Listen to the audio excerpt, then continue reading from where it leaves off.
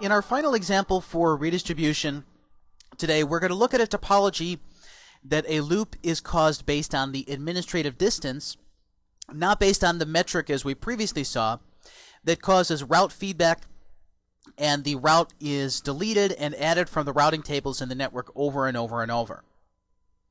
Now, this type of problem sometimes can be a little bit harder to track down than the previous one we looked at, because when we looked at the trace route output for traffic coming from switch 2 that was supposed to leave router 6 towards BB1, it was fairly obvious that when the packets got to router 6 and they're supposed to be routed out that particular interface, they were routed towards the wrong neighbor, and then ultimately the loop occurs. So for this type of problem that is an actual traffic loop in the data plane, usually this is easier to see because the trace route is going to show us exactly where the packet is looping between. But for cases where the routing control plane itself is the problem, where the advertisement is sent out and then immediately withdrawn and then advertised and withdrawn over and over and over, this can be a little bit harder to figure out who is the actual source of the problem to begin with. So to illustrate this problem in this topology, we have on router 4 three different protocols: OSPF, eIGRP, and RIP. And on router 3 we have eIGRP and OSPF meeting as well.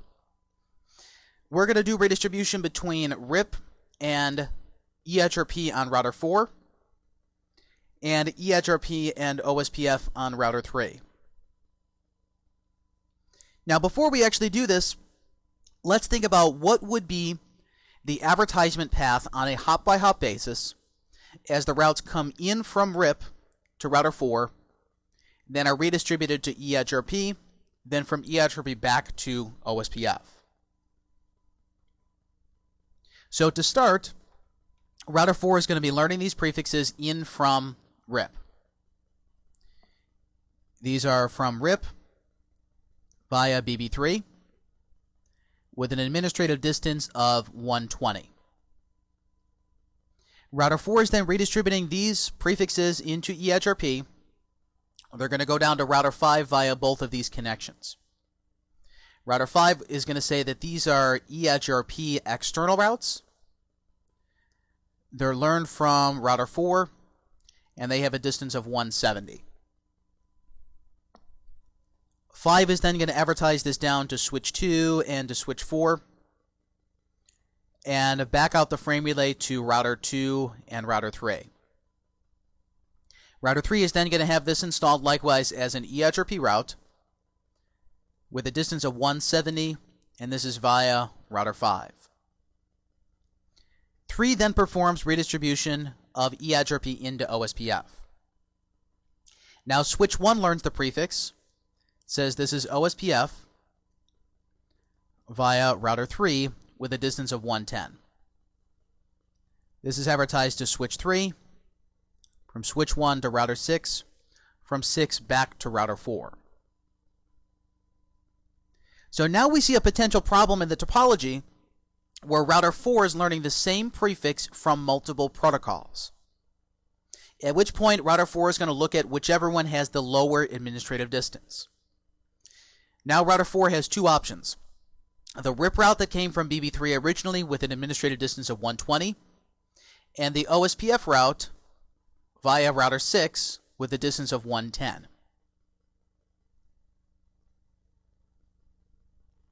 Since the OSPF distance is now lower than RIP, what's going to happen on router 4?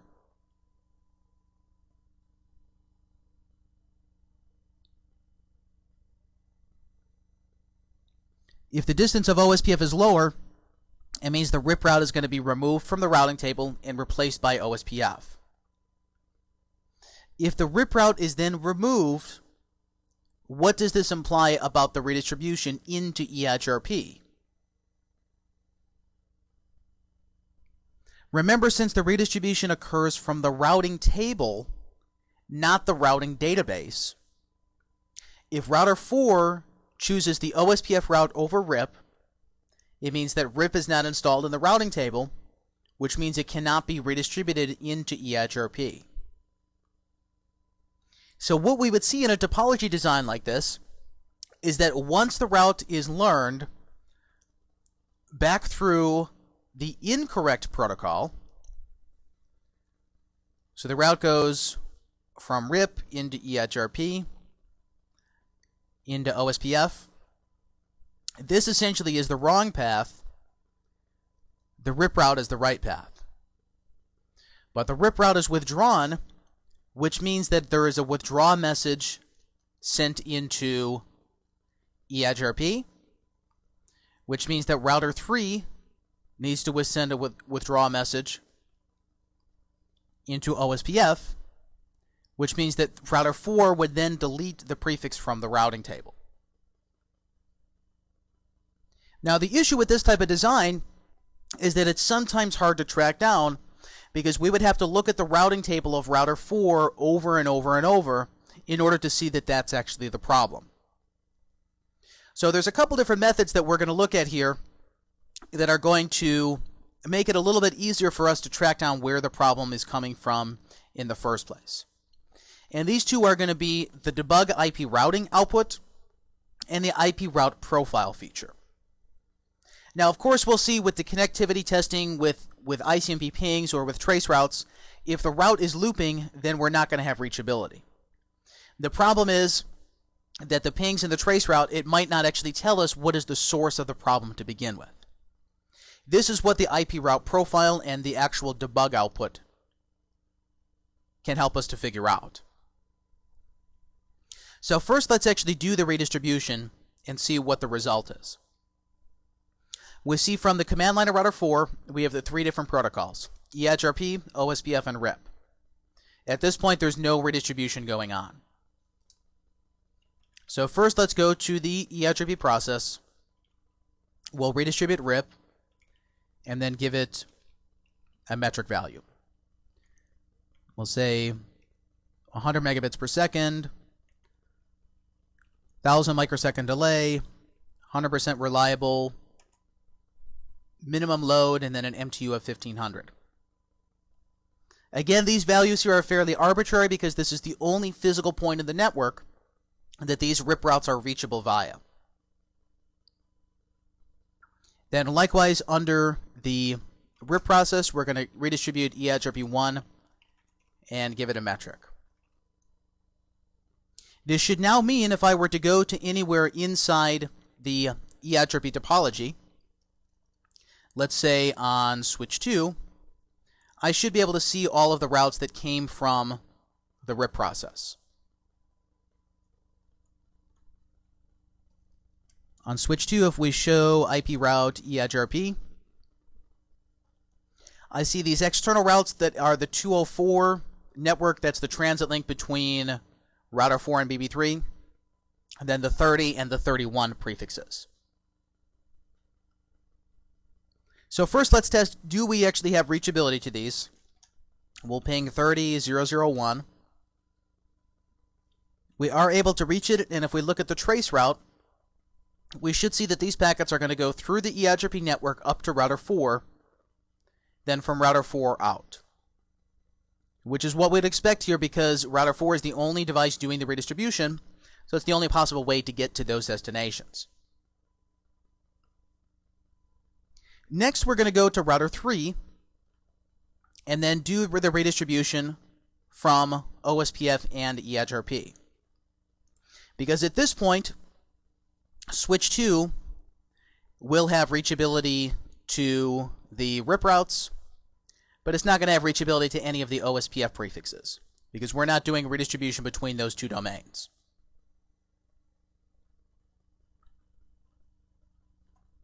So on router 3, let's go under the OSPF process.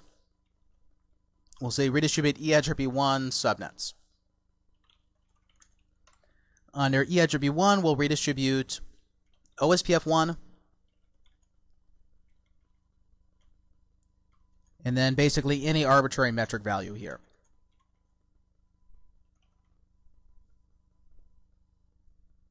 If we look at the result on switch 2, look in the routing table for EHRP, we see there's some additional prefixes in there, like the 155.28.7.0 network.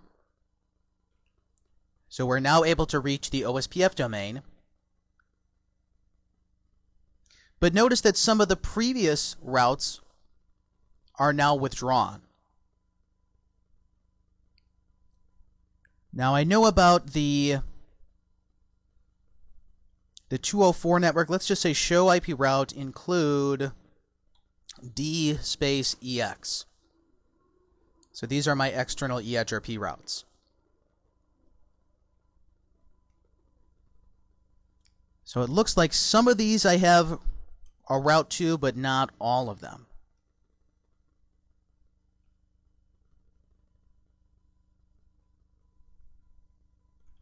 So if we ping 30.0.0.1, which previously we did have reachability to on switch 2, we can see there's no response from them. If we look in the routing table to see do we actually have a route to that, we see it's not in the table. Now the problem we'll see in this specific topology is that sometimes this route will be installed, sometimes the route won't be installed. And you can see it was kind of hard to catch there because for a very, very specific amount of time, the route is installed via EHRP, but then almost immediately afterward it's withdrawn. So unless I knew to constantly look at the routing table for this prefix to begin with, it's nearly impossible to figure out that this is a problem just by looking at the show IP route output. Now what I could do instead is that once the redistribution is done, I could tell the router to start collecting statistics on the table to see if the network is stable or if there are changes in the routing table. And this is what the IP route profile feature is designed to do. So on all of the routers, and I'll simply send this from the access server, I'm going to say IP route profile. So it's just one command in global config, IP route profile.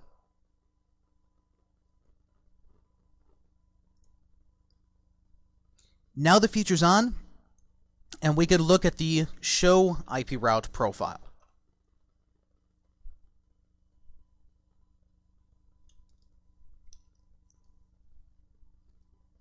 So here this output says we're looking at the routing table change statistics. The frequency of changes in a 5-second sampling interval, and we're looking at how many changes happen in that interval, where the interval is 5 seconds. So essentially we're looking at the routing table over time, and we're taking samples every 5 seconds. We're looking at, did the number of routes go up? Did the number of routes go down? Did the next hop values change? Did I get a normal prefix refresh, which would be like in RIP, where we're receiving periodic updates that are resetting the timer value? Or in OSPF, if we had the periodic flooding for the paranoid update, that would be considered a prefix refresh. Now, the way that we read this output is that the first row says that there were 0 changes over a 5-second interval. The number of intervals in which that occurred were 2 intervals of samples. Okay, it doesn't exactly tell us when it happened, but it's just that there were 0 changes per 5 seconds twice so far. If we saw a value in the row for 10, it would mean that in some 5-second sampling interval, there were 5 changes in the forwarding path, or the next hops, or the number of paths have been changing. So essentially what we're looking for here is any values that are somewhere around here. If we see these numbers count, that's definitely bad. It's saying that there's 25 changes over a 5-second period for the number of routes being added, or the number of next hop values being changed. So in general, these values should all be 0, and the values towards the top should be counting up. So if we now look at this over time, and check on switch 2 again if anything changed, we can see there are some problems here. So 6 times there were 5 changes over a 5-second sampling interval for routes being added and forwarding paths changing. If we look at this on the other routers, let's say on router 4, and do the identical thing, show IP route profile, we could see likewise that a number of routes are changing fairly often in the routing table. Now, it doesn't tell us what exactly is going on, but just that there is something that's suspect about the routing table stability, which would lead us to look further into the debug output to figure out what exactly are the routes that are having the problems. This is what the debug IP routing output is going to show us. But the key point here with the IP route profile is that we can turn this feature on and let it run as we continue to work on the network. If we come back an hour later and look at the show IP route profile, ideally, all of these values should be 0. If we see that down here it says that there's 5 changes or 10 changes here, 7 changes here, this is going to be an indication of some sort of instability.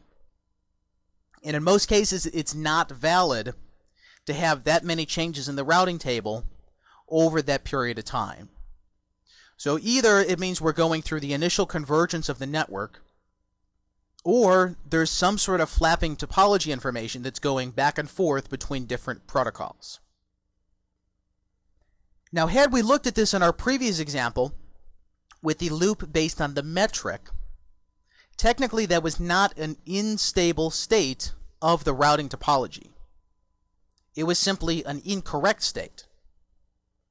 So it's not that the routes were flapping between the interfaces, it's just that the router chose the wrong path to begin with. But in our case here, there will be a flapping of the routing table, because once the new information is installed on router 4, it's going to force it to withdraw the old information. And the way that we can see exactly what this is to look at the debug IP routing. Now, depending on how many prefixes that we have in the network, it may make more sense to send this debug output to the buffer instead of sending it to the console. But here there's only about 10 prefixes or so that are going to be affected by the change, so it's not that big of an issue. But we can see between RIP and OSPF, there's now a flapping of the topology. So let's let this run for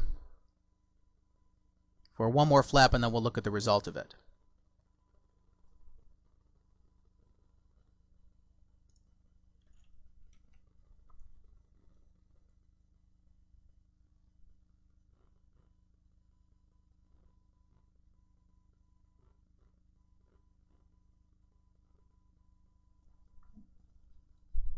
So our first portion of the output says that we received this update from BB3 via RIP with a distance of 120 and a metric of 1. So now we're installing it into the routing table. As we keep going down, it says that there's now a new path for this particular prefix. It says that for 30.0.0.0/16, there's now a closer administrative distance. The new route is now via OSPF with a distance of 110 and a metric of 20. This is then overriding the previous RIP distance and metric, where the distance is 120, now the distance is 110. So if we let this debug continue to run, we'll see that over and over and over, router 4 receives the correct information, receives the incorrect information, then has to delete the route out of the table. Now, another potential way that we could see this problem is that if we were to send a ping to any of the destinations, we might possibly see on router 4 that sometimes the traffic goes through and sometimes it doesn't. It really depends on how fast the network is reconverging with the wrong information. So if we let this run for a little bit, let's see if we get any responses back in here. And we may try this. Let's say a timeout of 1.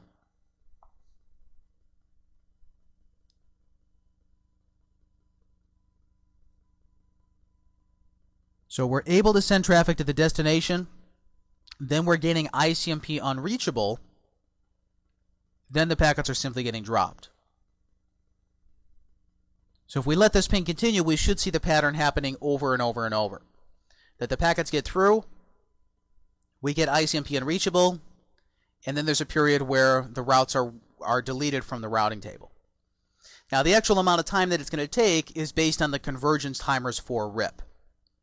So with the default 30-second update timer, we should see it's somewhere around 30 seconds that it's going to flap back and forth.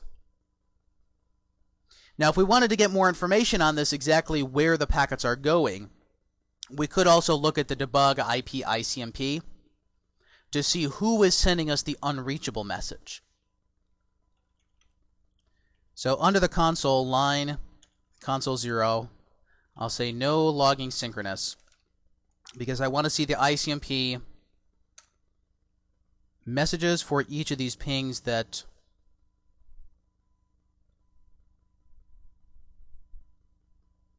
I'm sending out.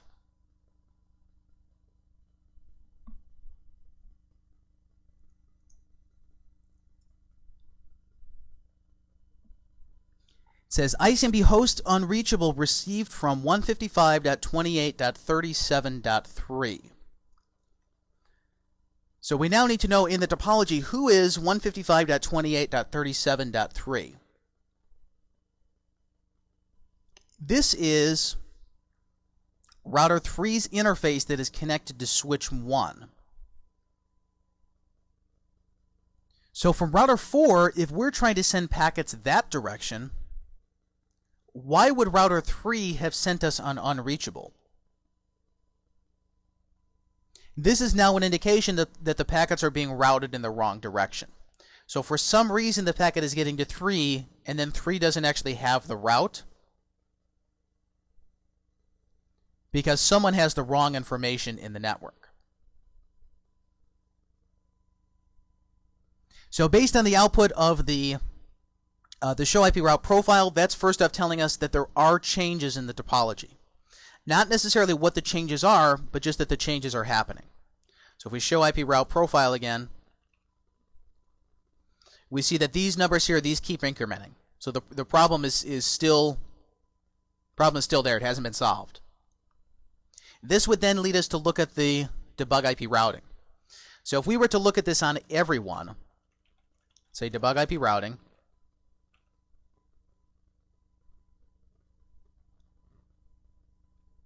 we would then want to know what are the particular routes that are flapping. So what are the actual prefix values? And where are those coming from in the first place? So if we look at, let's say, on router 5, router 5 says, I have no route to that destination. Delete the route via 155.28.0.4. So what does this message here tell us?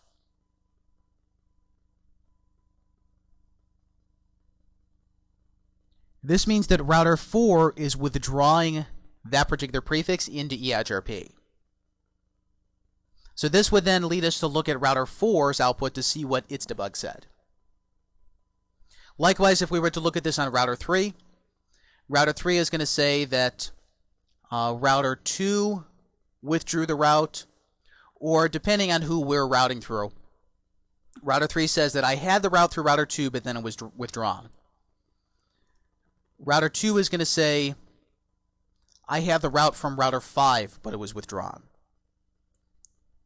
5 says it was withdrawn from 4, which leads us back to router 4. We can see now the problem here is the administrative distance. It says closer administrative distance for 31.2.0.0. we're deleting the RIP route and installing the OSPF route. Which is an issue here because once the RIP route is deleted, if this route's not in the table, again, we can't advertise it. Which means it can't be redistributed into EIGRP, which means it can't be redistributed into OSPF, which means that this withdrawal is going to happen over and over and over.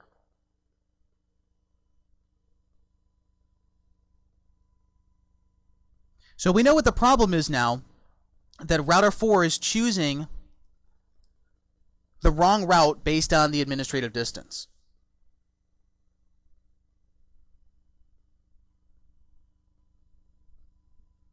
It's choosing the OSPF route with a lower distance of 110 as opposed to the RIP route with a distance of 120. So if we were to change the distance so that RIP was lower, this is going to prevent OSPF from being installed in the first place. Now the problem with this type of scenario is that filtering and redistribution is not really going to help us. So let's say theoretically when we redistribute from RIP into EIGRP, we set a tag value of 4. Then on router 3, as we go from EIGRP to OSPF, we say don't redistribute routes with a tag of 4. This would prevent the loop from happening, but then it's also going to prevent what? It's going to prevent any of these routers from being able to reach those destinations. Because if the only redistribution point is on router 4, then the traffic has to route this direction. Now another possible solution would be just to do the redistribution on router 4 to begin with. So if router 4 is the originator of the prefix into both EIGRP and OSPF, when the prefix gets to router 3, 3 has two different choices. It has OSPF at 110, and it has external EIGRP at 170. Router 3 says, I'm going to choose the lower distance, which is via OSPF, which then means the EIGRP route cannot get installed, which then means it cannot be advertised. So if router 4 performs the redistribution itself into both domains, this is going to prevent the problem to begin with. Because remember, again, the redistribution happens from the routing table, not from the database. If router 3 does not have this path installed in the routing table, it's not going to be able to redistribute it. So by forcing it to use the OSPF path as opposed to EIGRP, it means that this route will never be advertised unless router 4 loses that link. So in reality, this would be the simplest solution, just to go to router 4 and then do the redistribution both ways. So if we go to the OSPF process and say redistribute EIGRP1 subnets, then under EIGRP, say redistribute OSPF1 and give it a metric. Okay, let's say any arbitrary metric. I'll say all ones.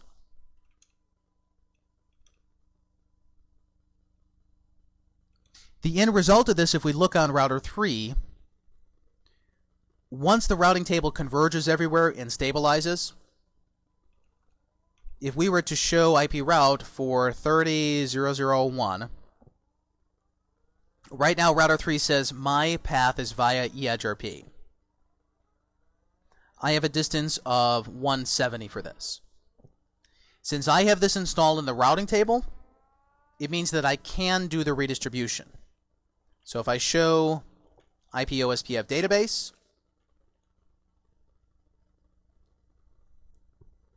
router 3 is performing this redistribution. But only because the network is temporarily converging. Okay, this is what's sometimes referred to as a transient loop in the network. It's a temporary loop while the network is converging, but once everyone, again, agrees on the topology, then the loop is going to go away. So really the easiest way to fix this would just be to clear the routing table on all the devices.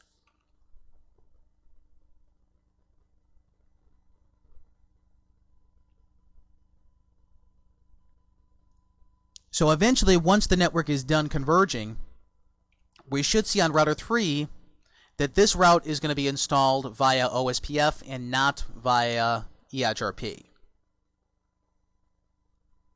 So let's look at router 4. Let's say show IP route RIP.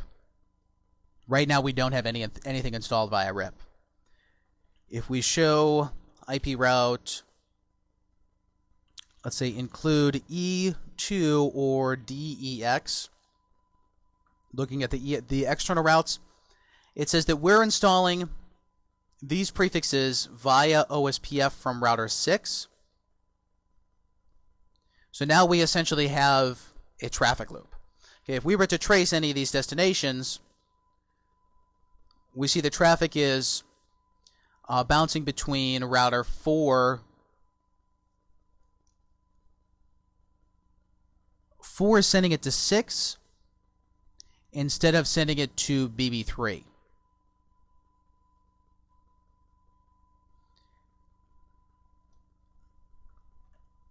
So really, to get this to work, if we're going to do the redistribution on all of the points here, the order of operations is going to be significant.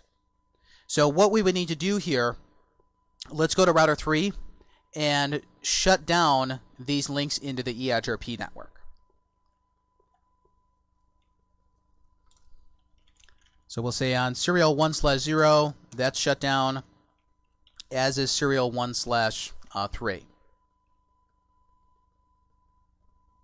So we no longer have the adjacencies with router 5 or router 2,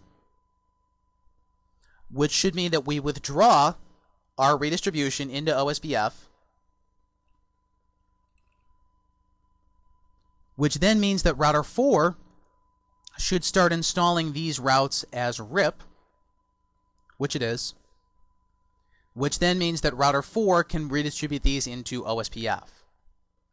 So if we show IP OSPF database, look at the external routes, we see now router 4 is the originator. Okay, actually only for some of them. So let's try clearing the routing table.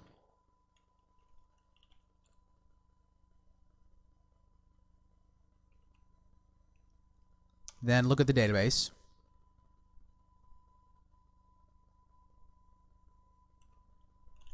And I may be missing, let's see, show run begin router. I may be missing one redistribute statement, which I am. I'm not redistributing RIP into OSPF is what the problem is. So under OSPF, let's say redistribute RIP subnets. Under RIP, redistribute OSPF1 and metric 1. Okay, now router 4 should be the originator. If we look in the database under type 5 LSAs, we see now router 4 is originating all of these RIP routes. From router 3's perspective, if we now show IP route OSPF, these destinations, the 30 and the 31s, notice they're now being installed as OSPF external, distance of 110, and a metric of 20. This should now mean once my EIGRP links come back, it doesn't matter if I learn these alternate paths via EIGRP, I'm never going to use them because the default external EIGRP distance is higher than OSPF. So if we show IP route EIGRP, EIGRP is used for the internal routes, but none of the external routes. If we look at the end result of this, now the trace is working. The problem, however, with this type of solution is that it's going to be sensitive to the order of operations. We could potentially end up in a case where if router 4 fails and this link goes down, the OSPF route is withdrawn, which means that router 3 installs the route via EIGRP. If the EIGRP route is then installed, it means 3 can redistribute it into OSPF. Now it's being advertised from 6 to 4.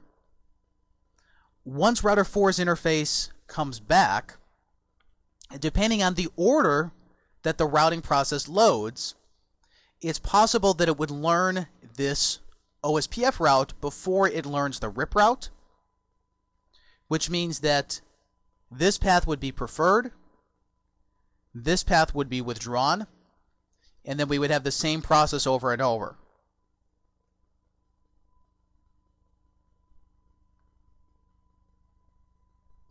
So really, to fix this problem 100% of the time, what do we need to do then?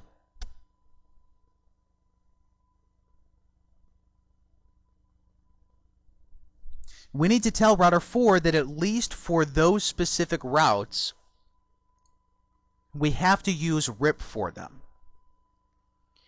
Now, the problem with this design, though, which can make it a little bit more difficult to understand, route tagging is not going to help us. Because if the goal is to get the reachability from the OSPF network to the RIP domain, unless the redistribution is happening directly on router 4 and never on router 3, then we're not going to have a problem. Because in that case, the routing domains are not meeting on multiple points if we're not doing mutual redistribution. What we could potentially do is to say that when 4 redistributes RIP into EADGRP, we could set the tag to be 4. Then when we go from EADGRP to OSPF, say, deny 4. So these routes never get advertised to OSPF. But the problem with that, though, is that if router 4 is not redistributing in that direction from RIP to OSPF, then switch 1 and switch 3, they're never going to get reachability to those RIP prefixes.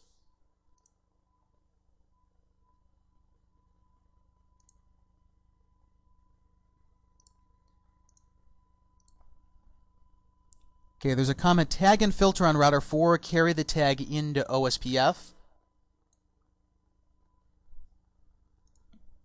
So redistributing from RIP to OSPF, you're saying?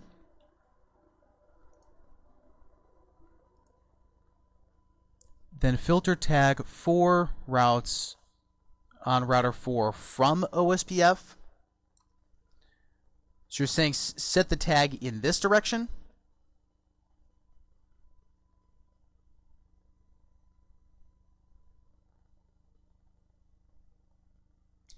Okay, so the comment here is to go from, on router 4, from RIP into EADGRP, correct? For RIP into EADGRP and set the tag to be 4. Then on router 3, from EADGRP to OSPF, say match 4 and set 4, correct? Then when router 4 receives these back in, say deny any routes that have a tag of 4.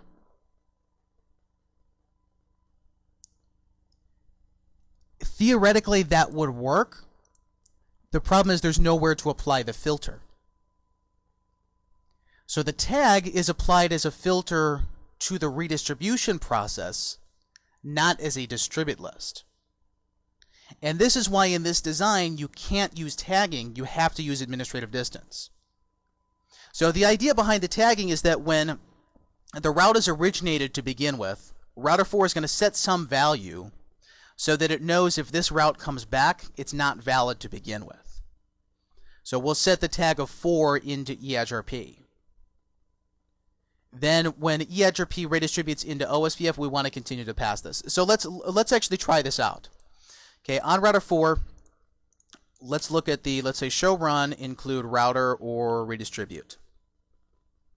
And this is why this example gets really confusing for a lot of people, because there's a limited number of ways that you can actually solve this problem. So let's remove all of the previous redistribute statements.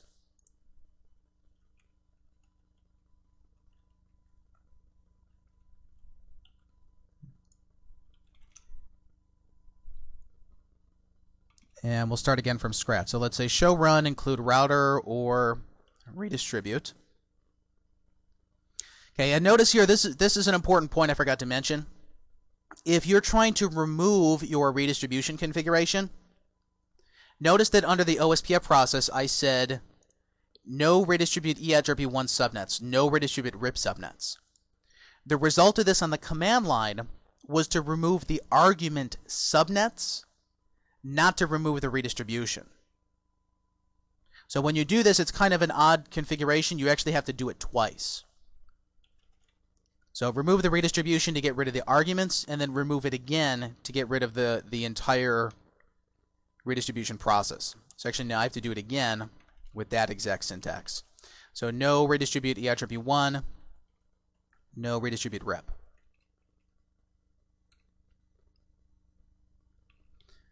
So now there's no redistribution between any of the processes, okay, on router 4.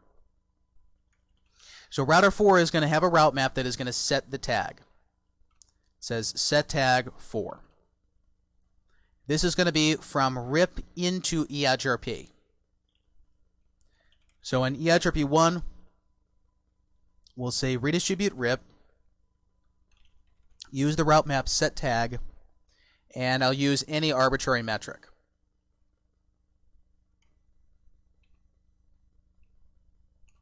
So now on the devices in the EIGRP domain, if I were to go to router 5 and look at the EIGRP topology, I should see that that particular external route, basically anything coming from RIP, it should now have tag number 4 associated with it. If we show IP EIGRP topology, let's say for 30.0.0.0/16. Now this is, right now it's not in the topology because router 3 is still doing redistribution.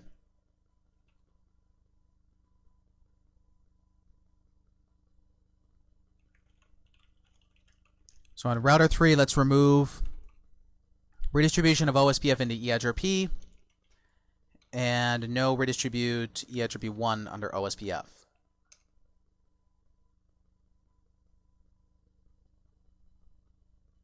Okay, so now the only point of redistribution is from RIP into EIGRP on router 4. The result of this is that in the EIGRP topology, once the network converges here, we should see that the administrator tag is 4. Okay, so this is what we're setting the route tag value. We can also see this in the routing table itself. If we show IP route for 30.0.0.0/16, says that the route tag is 4. So this tells us that the setting of the tag on router 4 was correct, and it is being maintained as it goes throughout the EIGRP network. Next, let's go to router 3 and redistribute from EIGRP to OSPF.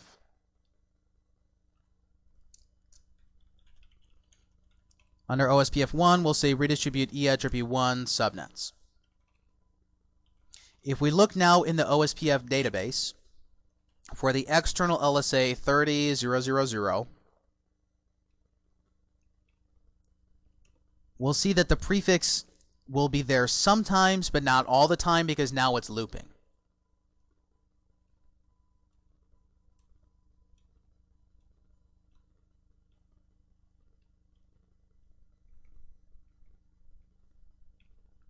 So to stop this temporarily, what I'm going to do is shut down router 4's link to OSPF. So this will stop the route flapping if there's no way for it to feed back.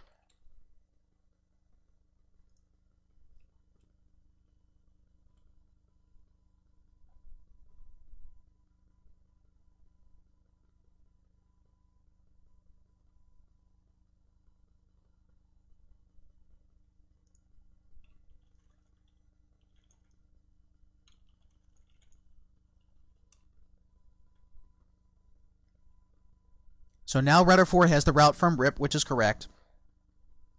It should have been sent into EIGRP, and then router 3 should send it to OSPF, which it did. Okay, notice that the tag value is automatically maintained. So So router 4 is the only one who is setting the tag. Router 3, under its redistribution, is not matching or setting any tag values. It's just saying redistribute EIGRP into OSPF. So now on router 4, we need to figure out, is there some way for the inbound updates, can we match the tag and then apply it? The problem with this, though, is that under the OSPF process, let's say distribute list, this one says to filter based on a route map. Let's see if this version is going to allow this. So let's say route map no tag 4, deny 10, match tag 4, route map no tag 4, permit 20. So this should theoretically filter out all routes from the routing table that have a tag of 4, but then allow everything else. So now under OSPF, let's say distribute list route map no tag 4 in. Now before I re-enable this link, we're going to look at the debug IP routing to see what's the actual result when OSPF reconverges. Let's see if we receive any of those 30 routes in the routing table. So the adjacency is up. Now we're starting to do our exchange.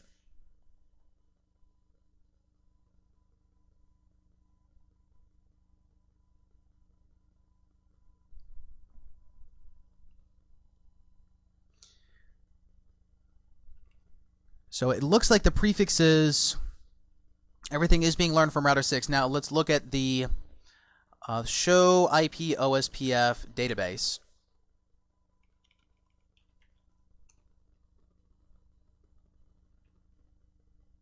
So we are learning the prefixes, but they're being stopped from being installed in the routing table. So for this particular version, this is supported. Let's look at the final configuration for this. Show, run, begin router OSPF. And I think this is a relatively new feature that you're allowed to apply the route map as the distribute list. Let's take a look at the command reference here for OSPF. So under, let's look at the full documentation path. So let's go to the main documentation, products, iOS, regular iOS, 12.4T.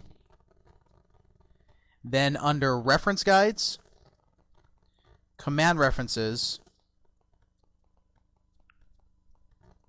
IP routing, OSPF,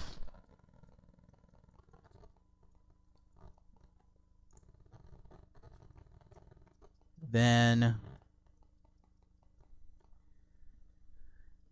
distribute list is not under OSPF. This is going to be then under routing protocol independent. So let's try protocol independent command reference, distribute list in IP,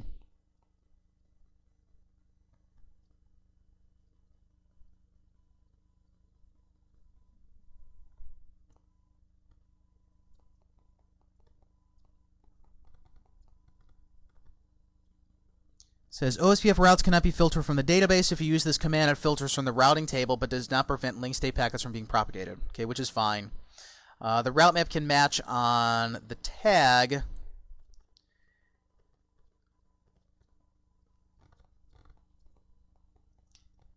And this says 12024S. I'm wondering if this is applying to the tag value or not. Let's look at, real quick before I show another solution for this, let's look at one of the switches. And this is running, this is going to be 12.2 mainline because this is the Catalyst iOS. Under the OSPF process here, so this is on switch 1, distribute list. So this one has the route map as well.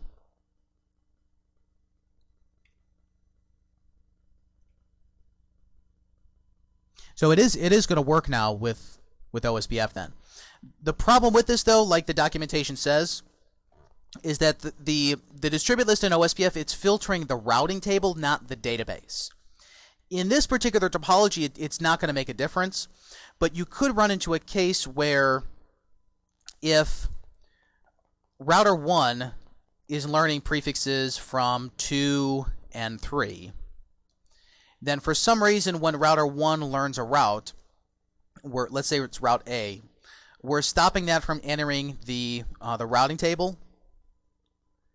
This does not stop the LSA that actually contains the link state for A from continuing to be advertised on. So you can end up in a case where you cause a traffic black hole, where router 3 thinks that 1 is in the shortest path to get to A, which technically it is based on the OSPF database. But then when you get to the routing information base on router 1, which is the routing table, that particular prefix is not installed. So you can do this type of filtering. The key point is that if you do it on one router, you basically need to do it on all of them. And it's kind of hard to predict unless you look at the overall topology and figure out what portions of the shortest path tree is that router in from different people's perspective. So it's not to say that it's a general rule, don't ever use it. It's just that there's a lot of planning that would have to go into whether that's a valid implementation or not. Now, really, in this scenario, there's a much easier way to solve this to begin with. Okay, the problem is that router 4 is picking OSPF when it really should be picking RIP. So the only thing we need to do is tell router 4 not to do that. Don't choose OSPF over RIP, at least for these particular prefixes. So instead of doing the tag filtering, so let's remove this from the process on router 4.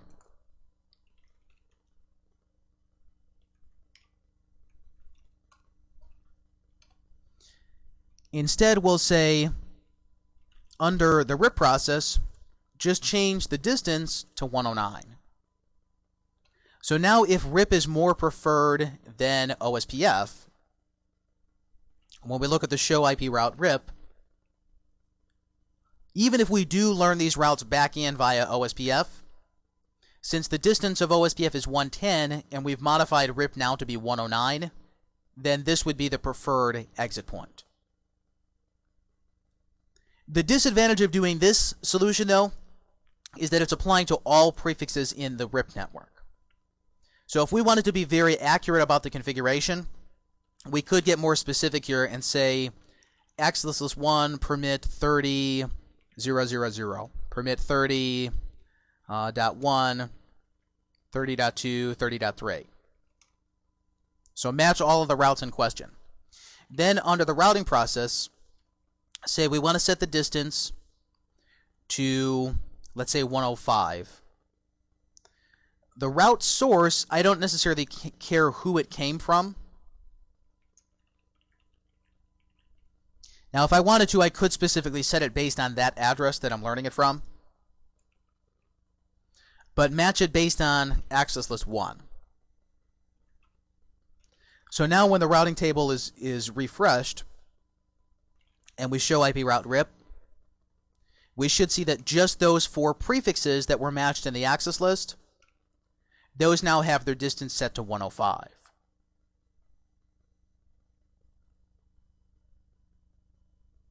So in this very specific case, we could technically use the tag to accomplish the filter.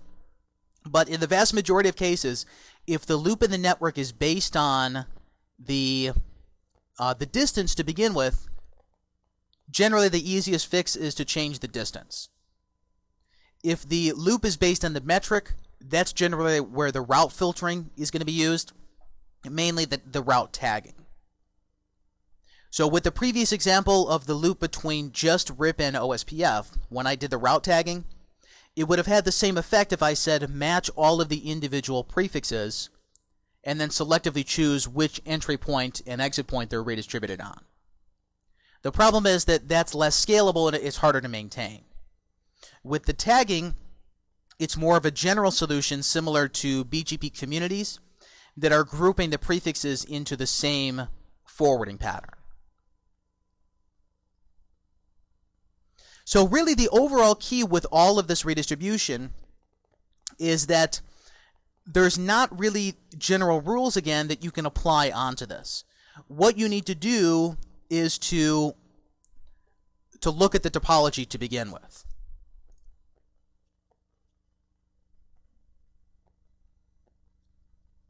There we go.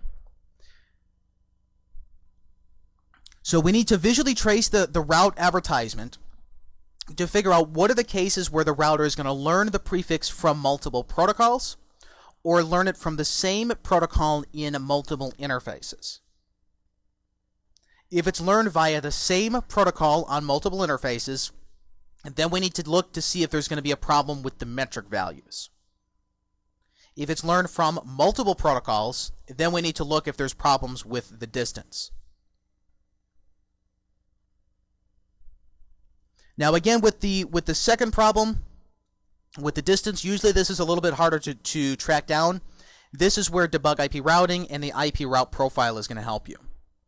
With loops that are based on the metric, usually the trace route is enough because it's going to show you what particular hops that the traffic is looping between. But in a network that may have 100 or more prefixes that we're trying to troubleshoot, then a lot of the times it's going to be hard to test all of them one by one unless we use some sort of automation for that, which is what we would want the TCL scripting for.